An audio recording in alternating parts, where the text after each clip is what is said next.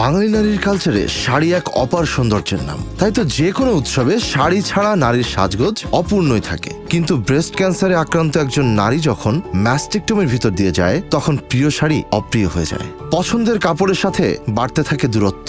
আয়নায় নিজেকে দেখতেও ভয় পায়, হারিয়ে ফেলে সৌন্দর্য। কারণ ব্রেস্ট ক্যান্সার নারীদের শুধু ফিজিক্যালি নয়, মেন্টালিও এফেক্ট করে। এটা নিয়ে অনেক ক্যাম্পেইন হয়েছে, বেশিরভাগই আর্লি ডিটেকশন বা স্ক্রিনিং স্টেজ নিয়ে। সমস্যা হচ্ছে যখন ব্রেস্ট ক্যান্সারের লাস্ট স্টেজ আসে, তখন ম্যাস্টেকটমি ছাড়া উপায় থাকে না। তখন পছন্দের কাপড় ছেড়ে ঢিলেঢালা কাপড় পরে, আত্মবিশ্বাস হারিয়ে নিজেকে আটকে ফেলে চার দেয়ালে। এই জায়গাটা নিয়ে খুব একটা কাজ হয়নি, তাই দেশাল কারণ দেশাল বিশ্বাস করে প্রতিটা নারী তার নিজের মতো। সেই ফিলোসফি থেকেই ম্যাস্টেকটমির পরের স্টেজ নিয়ে কাজ করেছে দেশাল।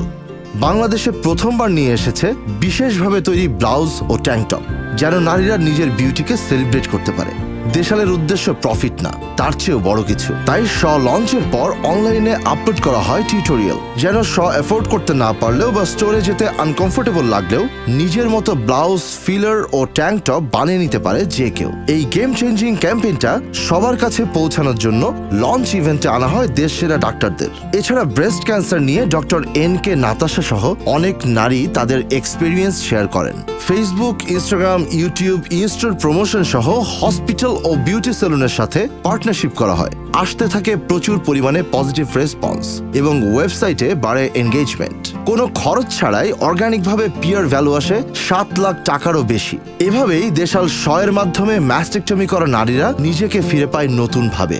এটাই আমাদের ক্যাম্পেইনের সাফল্য।